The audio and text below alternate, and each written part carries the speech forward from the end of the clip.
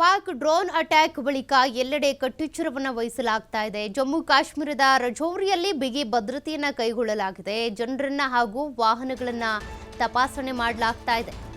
Pak drone attack ಆದ ನಂತರ ಎಲ್ಲ ಕಡೆಯೂ ಕೂಡ ಕಟ್ಟೆಚ್ಚರ ವಹಿಸಲಾಗ್ತಾ ಇದೆ. ಜಮ್ಮು ಕಾಶ್ಮೀರದ ರಜೌರಿಯಲ್ಲಿ ಬಿಗಿ ಭದ್ರತೆಯನ್ನು ವಹಿಸಲಾಗಿದೆ.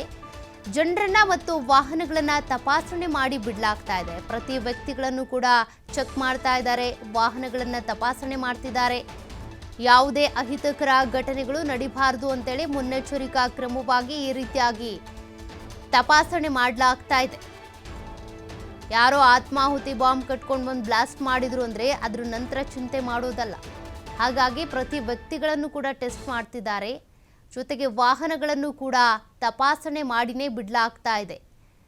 ರಜೌರಿ ಪ್ರದೇಶದಲ್ಲಿ ಯಾವ ರೀತಿ ಕಟ್ಟೆಚ್ಚರ ವಹಿಸಿದ್ದಾರೆ ಆ ದೃಶ್ಯಗಳನ್ನು ನೀವು ಗಮನಿಸ್ತಾ ಇದ್ದೀರಾ.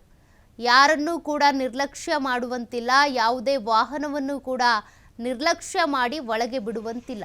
ಹಾಗಾಗಿ ಪ್ರತಿಯೊಂದು ವಾಹನಗಳ ಚೆಕಿಂಗ್ ಆಗ್ತಾ ಇದೆ. ಪ್ರತಿಯೊಬ್ಬ ವ್ಯಕ್ತಿಯನ್ನು ಕೂಡ ವಿಚಾರಿಸ್ತಾ ಇದ್ದಾರೆ. ಎಲ್ಲಿಂದ ಬಂದೆ, ಯಾತಕ್ಕಾಗಿ ಬಂದೆ, ಎಲ್ಲಿಗೆ ಹೋಗ್ತಿದ್ಯಾ, ಏನಿದೆ ಗಾಡೀಲಿ, ಏನು ತೆಗೆದುಕೊಂಡು ಹೋಗ್ತಿರೋದು, ಅದೆಲ್ಲವನ್ನು ಕೂಡ ಪರಿಶೀಲನೆ ಮಾಡಿನೇ ಬಿಡ್ತಾ ಇದ್ದಾರೆ.